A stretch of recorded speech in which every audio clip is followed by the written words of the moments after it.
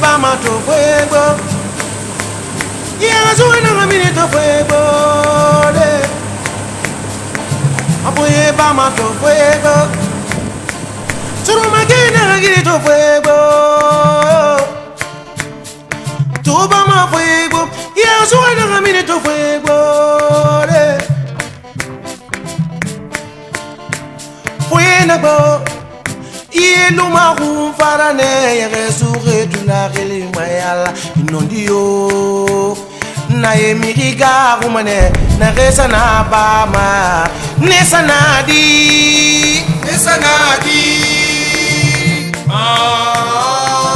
bama gau andoyo iwaliri minde munya mwaliri kasane mimogi na salukasa. Ici, dans le débarcadère de Taboria à Koba, le consultant international recruté par la Commission sous-régionale des pêches et l'équipe guinéenne du projet Goamer. Avec les pêcheurs artisans, ils font le diagnostic de la ressource de l'Etmalose. Cela pour l'élaboration d'un plan de gestion et d'exploitation durable de cette espèce de poisson appelée en Guinée bonga.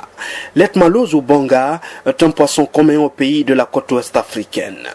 Il subit de nos jours une forte pression, non seulement dans la capture, mais aussi dans la destruction de son éco-environnement. La commission a dit qu'on ne peut pas faire des plans d'aménagement dans les bureaux. On va venir discuter avec les pêcheurs, avec les femmes transformatrices, d'autres problèmes réels qu'on puisse en tenir compte dans le plan. Discuter avec eux tous les problèmes, proposer ensemble des solutions, préparer un projet de plan qu'on reviendra encore les soumettre.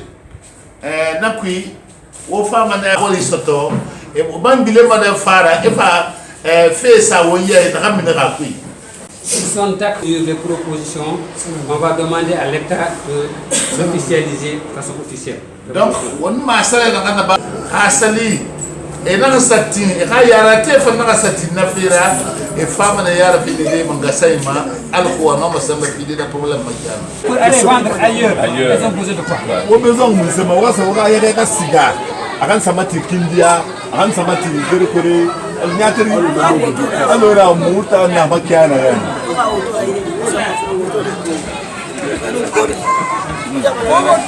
Et demande les moyens de déplacement. Ça, c'est les âges de l'activité générale.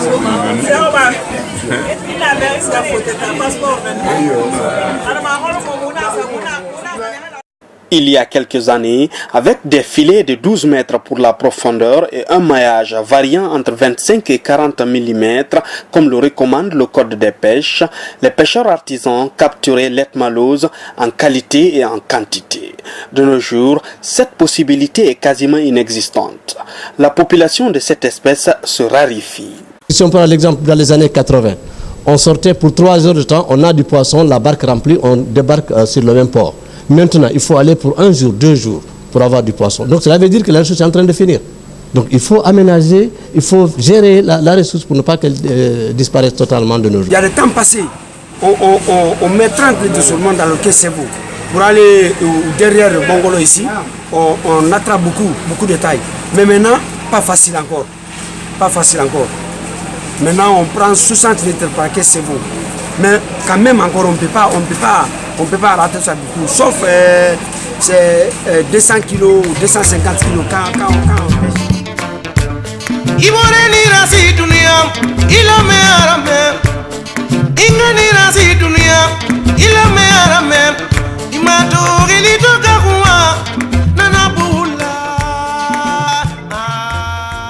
La préservation de la ressource de l'Etmalose préoccupe les spécialistes à cause des pratiques qui freinent sa reproductivité et sa croissance. La destruction des estuaires, la capture des alevins, le rejet des juvéniles morts dans la mer et la présence des chalutiers de pêche dans les espaces réservés à la pêche artisanale sont entre autres réalités mises en cause. Aujourd'hui, les gens utilisent des maillages, comme l'ont si bien dit les pêcheurs artisans dans leur intervention, qui sont réprimés par le code de la pêche. Et le code de la pêche recommande 25 mm pour les petits pélagiques. Et vous imaginez les gens qui utilisent les maillages de 5 à 10 mm, cela ramasse les juvéniles, cela ramasse les alevins. Et quand on ramasse les alevins et les juvéniles, vous n'aurez plus de grands poissons. Voilà aujourd'hui un phénomène qui est constaté dans ces États et les gens on cherche à améliorer cet état de fait en consignant dans un plan d'aménagement. Bon, il faut reconnaître que selon nos enquêtes, avant, il n'existait pas des filets de tel maillage. Ces filets ont été introduits par des étrangers, notamment les sociétés coréennes et les sociétés chinoises, qui ont amené ce type de filet. D'où la nécessité de supprimer et d'appliquer strictement la réglementation concernant les maillages, ces maillages. C'est les bâtons-là qui sont prennent la bonga comme... Ils sont pris de tonnage, ils ont tiré et ils sont venus, ils ont jeté. Ça fait finir des poissons. Donc vous pouvez bloquer ça. Quand vous avez bloqué les filets choses là, monnaie filet là, bonga ça peut il peut développer. Donc en même temps, les bâtons là, les bâtons caribou là, c'est qu'ils prennent dans les bongas avec petits poissons là, c'est beaucoup. Donc il faut que les bateaux ils laissent venir du côté côté de pêche artisanale, sinon ça ne peut pas marcher. Donc ça fait finir les bongas. Si les cargos de pêche respectent les zones réservées à la pêche artisanale, on aura l'ethmalose en qualité et en quantité, surtout dans les zones mangrovières. Mais les pêcheurs artisans ne se respectent pas entre eux, encore moins la réglementation de la pêche artisanale.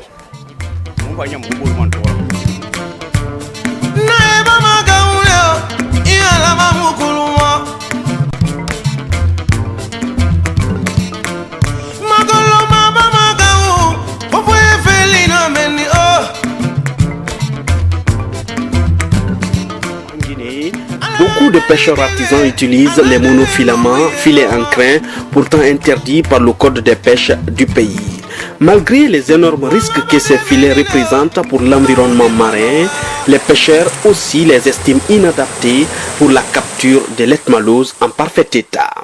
Les engins de pêche qu'on est en train d'utiliser pour la pêche de l'ethmalose, c'est des monofilaments. C'est des filets qui ne sont pas bons, qui sont dangereux pour la pêche. Donc si vous voyez ces monofilaments, si vous partez, le filet là est coupé, il reste là-bas pendant 100 ans, ce n'est pas détruit. Donc ça ne fait que pêcher du poisson à chaque fois. Donc si les poissons, des tentes de poissons viennent voir cela, ils s'éloignent. Donc si chez nous, on le tue excessivement, si on ne prend pas de dispositions, c'est l'espèce qui sera très rare. Donc si l'espèce là est rare, on n'aura pas à avoir d'autres poissons aussi. Selon les spécialistes, l'ethmalose est l'une des espèces de poissons du littoral les plus fragiles. Elle est aussi parmi les plus consommées. Cependant, les acteurs sont confrontés au problème de conservation du lieu de pêche jusqu'à son écoulement sur le marché.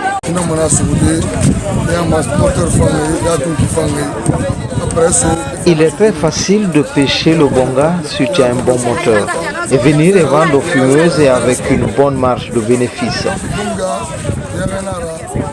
Et si tu pêches le bonga et que ton moteur n'est pas bon, dis-toi que tu es perdant parce que le bonga ne supporte pas de marée. Sinon, si tu as la chance d'arriver à temps, tu peux offrir le poisson à beaucoup de personnes sans que cela n'affecte ton gain.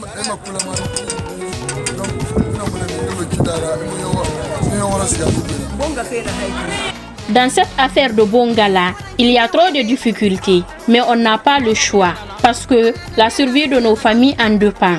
Et il faut dire vrai, le bonga aide beaucoup les femmes. Seule avec le bonga, une femme qui évolue dans ce secteur peut subvenir aux besoins de sa famille. Mais les pêcheurs nous amènent souvent des poissons pourris parce que, tout simplement, ils ont eu une panne de moteur ou un petit souci en mer.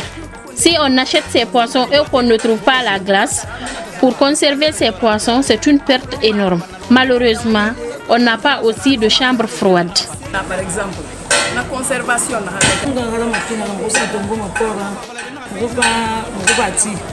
On paye d'abord le bonga au port avec les pêcheurs.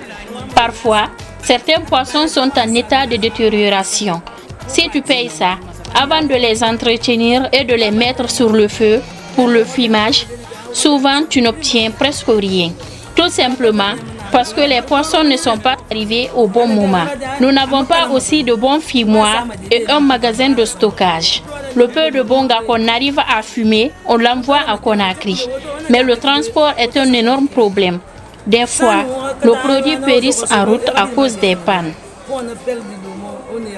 Pêcher l'Etmalouse, c'est d'ailleurs une question de temps. Mais le bonga, il y a une limite de poisson. Quand vous le pêchez, réellement, il y a un temps. Il lui faut 4 heures de plus. Si ça dépasse les 6 heures, et ce n'est plus bon maintenant. Si la marée change directement, le poisson est gâté. Donc c'est comme ça. Mais si c'est les autres poissons, le monofilament peut jouer sur l'espèce. Mais si c'est bonga, c'est un temps donné, c'est la marée. Dans les hangars de fumage, des carcasses d'Etmalouse fumées illustrent que les femmes perdent une bonne partie de leurs revenus. Sur le marché, il est aussi fréquent de voir des clientes qui rejettent des poissons Etmalouse à cause de leur état de détérioration.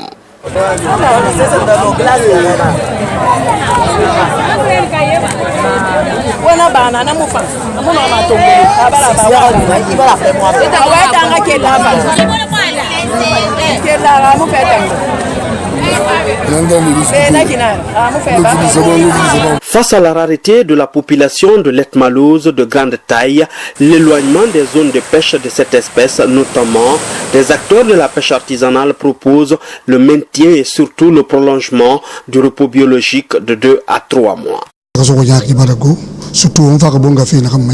Il y a trop de mauvais pêcheurs dans notre pays. Aujourd'hui, parlant de l'Etmalouse, certains ne sont même pas des pêcheurs. Quand tu entends la pêche en Guinée, l'Etmalouse vient au premier plan. Mais depuis quelques années, les mauvais pêcheurs jouent sur les ressources en utilisant des filets interdits par les autorités. Ce qui veut dire les pêcheurs aussi ont leur part de responsabilité. Sinon, nos arrière-parents ont capturé mais n'ont pas détruit nos ressources. Leurs fils en ont fait ainsi jusqu'à notre temps. Et si on détruit tout, qu'est-ce que nos enfants auront? Moi, l'année passée, dans mon port, j'ai détruit les filets de 28 barques, des filets de mailles 20 ou 22. Les autorités ont fourni déjà assez d'efforts, 2 mois de repos biologique, et ça a aidé énormément pour la croissance et la reproductivité de l'Etmalouse. Maintenant, il serait très important d'être rigoureux et prolonger le repos biologique. Nous sommes fin prêts à accompagner ce programme parce que c'est une noble cause. La pêche artisanale est pratiquée en Guinée avec des équipements et intrants moins modernes comparativement à plusieurs autres pays de la sous-région.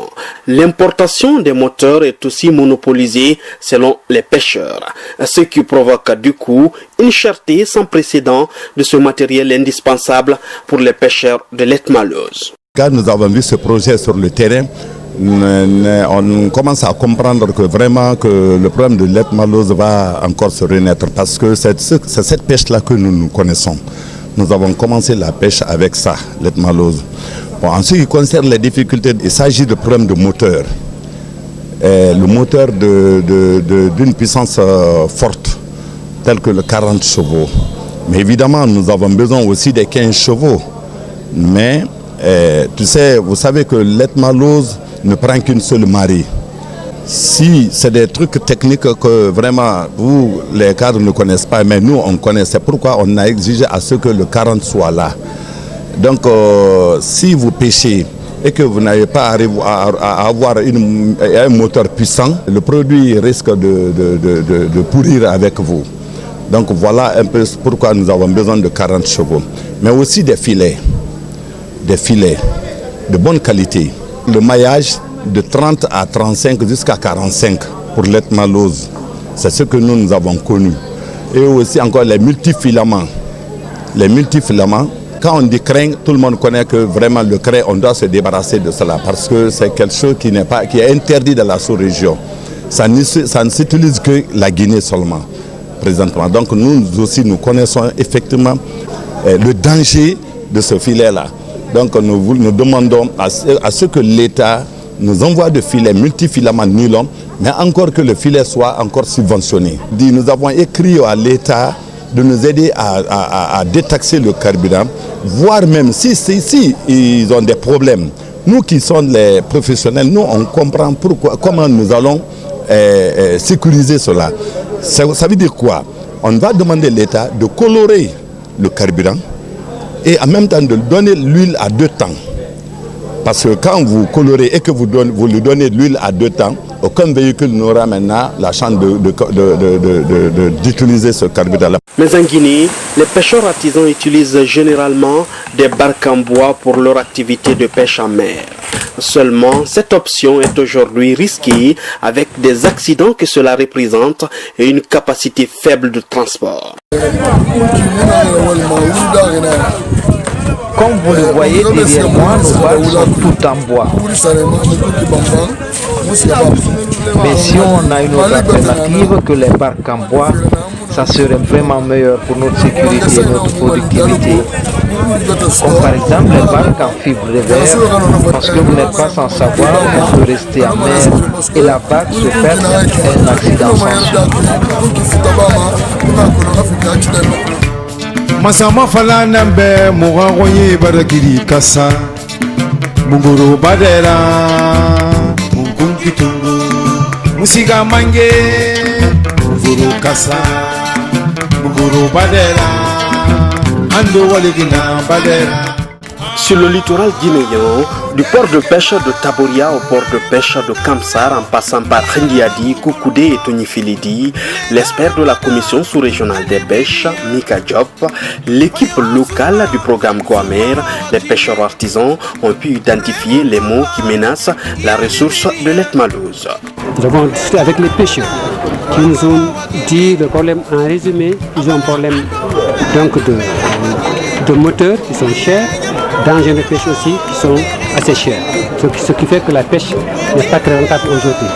Donc ce qu'ils voudraient, c'est qu'on les appuie non seulement dans l'obtention de moteurs assez puissants pour aller chercher le produit, mais aussi d'avoir des engins adaptés à la pêche de cette espèce qui est très fragile et qui se détruit très vite.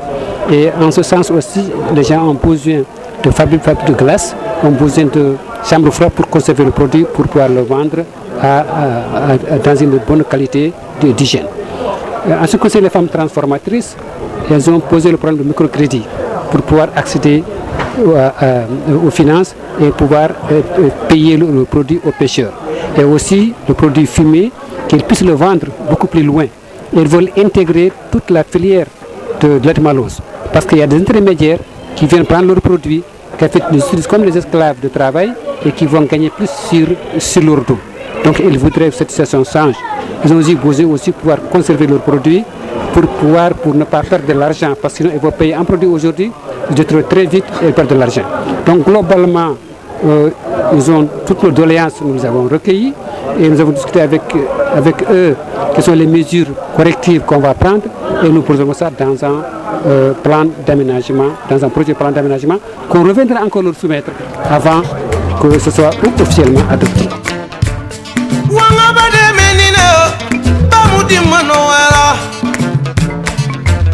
Banogo Safi Badela.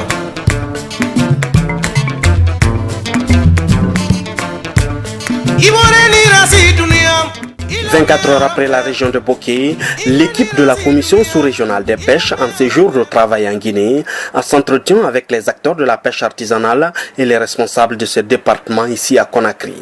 Au cœur des débats, l'élaboration du plan de gestion de l'Etmalouse en Guinée. Des discussions qui ont naturellement abouti à des propositions de solutions pour la durabilité de la ressource de l'Etmalouse.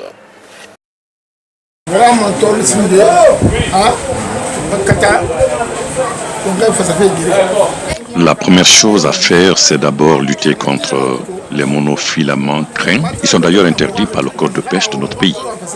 Mais bien de pêcheurs ne le savent pas. Et même si on le savait, on n'a pas accès à d'autres filets. Donc l'État doit prendre ses responsabilités en communiquant largement sur les monofilaments et appliquer du coup les dispositions réglementaires en vigueur. On est en train de responsabiliser l'État. Et c'est normal de responsabiliser l'État, mais c'est nous-mêmes acteurs qu'on doit prendre conscience de notre activité de pêche. Si nous ne prenons pas conscience de notre activité, ça ne serait pas bon. Ce n'est pas bon pour nous. Parce que l'État, les autres, les ministres, les cadres sont dans des bureaux. C'est nous-mêmes acteurs. C'est nous qui partons pêcher. C'est nous qui revenons vendre aux femmes fumeuses et aux marieuses. Nous, on paye un machine 40 à 48 millions dans les Alpha Amadou comme ça, sur les magasins d'Alpha Amadou. Mais tu veux payer ça 38 millions, 39 millions, même merci, il ne peut pas vous dire. Donc c'est difficile. Une machine, 38 millions, 39 millions, c'est difficile. Filet, c'est une seule vie qui amène ici les filets. Donc ça nous gêne. C'est qu'il n'y a pas quelqu'un qui amène, mais s'il y a 2, 3 personnes qui amènent, tu peux voir, si l'autre sert, tu peux aller plus loin. Mais si c'est une seule personne, prix qu'il voulait, c'est ça que tu payes. Est-il possible d'élaborer un plan de gestion commun de l'Etmaloz appelé en Guinée Bonga et l'appliquer dans les pays de l'écorégion Warmer? L'espoir est permis, et bien permis d'ailleurs. En tout cas, c'est l'avis de nombreux pêcheurs. Oui, c'est bien possible. Parce que tout ce qui est bien organisé peut profiter aux communautés. Si les autorités décident d'exploiter rationnellement le bonga, ça peut se faire. Si on n'a que des petits filets sur le marché, c'est ce qu'on paye. Et si c'est le gros aussi, on paye. Si l'État envoie des filets, c'est la meilleure des choses. Il est bien possible d'élaborer le plan d'aménagement de l'Etmaloz pour sa conservation, pour les générations à venir, pourvu que nous ayons toutes les informations liées à son existence, à sa reproduction, à l'exploitation, parce que cette ressource est, en Guinée par exemple, c'est la ressource la plus pêchée en Guinée. Donc il faut forcément que nous parvenions à élaborer un plan d'aménagement pour pérenniser cette ressource dans nos eaux. L'ensemble du littoral guinéen a été couvert par ces différents ateliers afin de pouvoir harmoniser le plan de l'aménagement de l'Etmaloz dans notre pays. Et mieux, le projet Groamer, c'est un projet sous-régional qui est en train d'aider les acteurs à la base. Si on ne fait pas cela, les pêcheurs à la base, ils auront du mal à avoir du poisson. Et nous, les consommateurs, on aura des problèmes sur le marché. Parce que c'est le poisson le plus consommé au niveau national. On le consomme frais, on le consomme fumé léger, on le consomme fumé sec. Il est même exporté de notre pays. Donc il faut tout faire pour assurer la gestion rationnelle de cette ressource.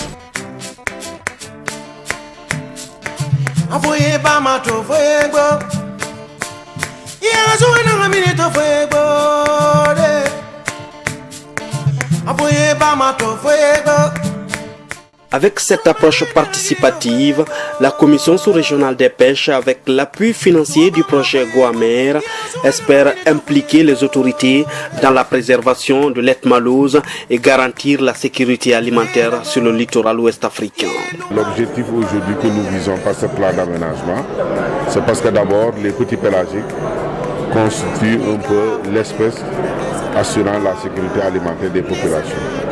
Si vous le remarquez très bien, en général, les produits petits pélagiques tels que l'Etmaloz sont les produits les plus débarqués et les plus consommés par nos populations. Donc nous avons intérêt, en tout cas, et c'est la vision de nos ministres, c'est un peu d'assurer la durabilité de ces ressources afin de répondre en tout cas à l'appel des chefs d'État au niveau de l'Union africaine, c'est-à-dire que la pêche participe à la sécurité alimentaire des populations au même titre que l'agriculture. La démarche que nous avons aujourd'hui démarrée a été une démarche en tout cas validée même par le PNUD parce qu'ils ont vu que c'était la pertinence de la démarche. Donc nous avons 5 étapes à faire.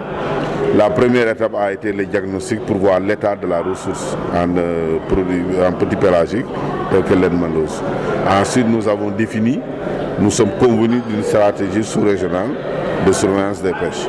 Et à l'issue de ce processus, nous avons élaboré donc un agenda qui va commencer par les ateliers de concertation et qui va finir par la validation politique du plan d'aménagement. Quand on aura en tout cas validé ces plans d'aménagement, c'est-à-dire par des textes réglementaires, la Commission va se pencher également sur les produits démersaux qui sont les produits en général exporter au niveau en tout cas de l'Europe ou en tout cas d'autres continents. Une démarche qui augure de belles perspectives pour la gestion de la ressource de l'Etmaloz.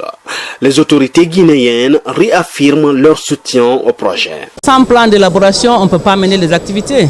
Pour mener une bonne activité, il faudrait tout planifier, il faudrait programmer. Donc tout ça rentre dans ce sens. Ma présence est une preuve. Ça prouve à suffisance que le département est impliqué dans la gestion de tout ce qui se passe au niveau des départements sectoriels. Ainsi, la Commission sous-régionale des pêches ne lésine pas sur les moyens et les stratégies pour planifier une exploitation rationnelle et durable de la ressource de l'Etmaloz qui se meurt à petit feu du jour au lendemain. Toujours est-il que l'effectivité de cette ambition conditionne la coopération sans réserve des pêcheurs artisans à la base, les responsables des pêches des différents pays et les politiques. Cela pour permettre aux générations futures de profiter au maximum de cette protéine provenant des eaux marines.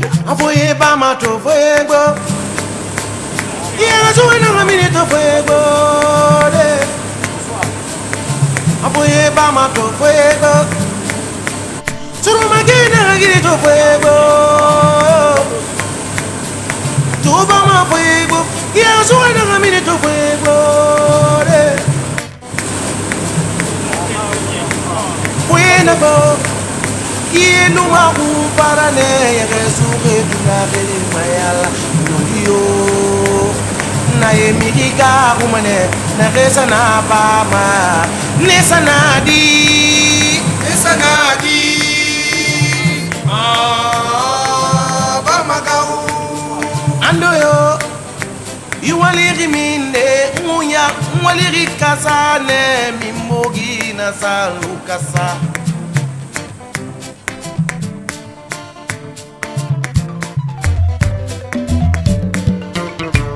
Masama falana mbe mugangoye barakiri kasa munguru badera mungunkitungu musiga mange munguru kasa munguru badera ando waligina badera